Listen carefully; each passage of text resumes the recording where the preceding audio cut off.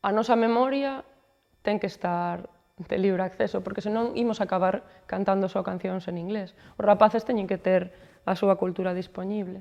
E este é o lugar para facelo, polo menos eu entendo así.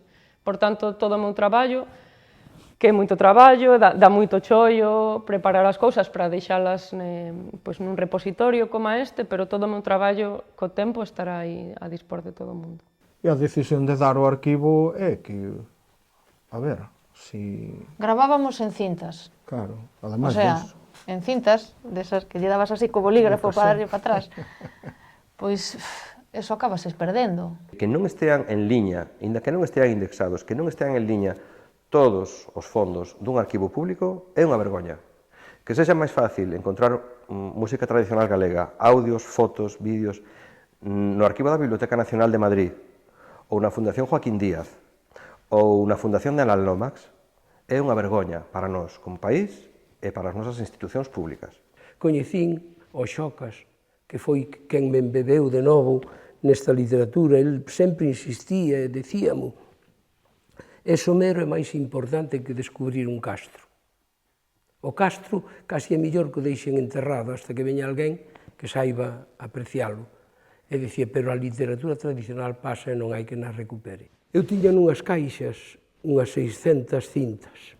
E dixen, bueno, é momento de facer unha compilación boa, de digitalizalo. E entonces o lugar que responde a esa independencia e ese desexo de protexer a identidade e tal, é o Museo do Pobo Galego. E, bueno, o único que vos pido é que o digitalicedes e que o tratedes ca mesma dignidade coa que recollín. Ten que estar a disposición de todos e todas.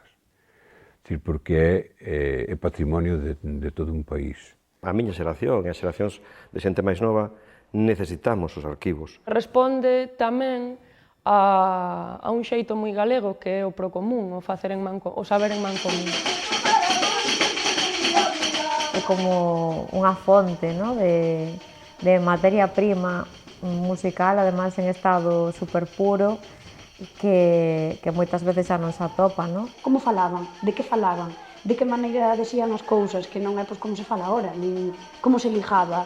Non sei, é que moitísima información de todo un pueblo, de toda unha idiosincrasia, de toda unha forma de ser humano que é nosa e que está aí para todo o mundo. Eso é unha fantasía. Pois para coñecerse a un, para coñecer de onde ven o seu povo, as súas raíces, o seu contexto, é necesario, é increíblemente importante e, sobre todo, é importante que sexa accesible, porque non ten moito sentido que os poucos poidan acceder a él, sino que debería ser unha cousa, un dereito, para que sexa de verdad este coñecemento e ese poder optar da información sexa realmente democrático. Creo que debería haber incluso traballos co arquivo coa cidadanía, coa cidadanía nas escolas, en diferentes lugares.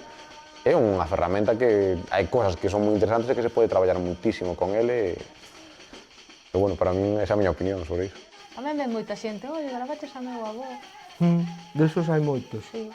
Van á página web e encontran ali o nome... Porque nunca nos acordamos de gravar os que temos na casa, verdad? Entren no Apoi, donde foran os seus avós e bisavós, buscan ali por localización, concello de...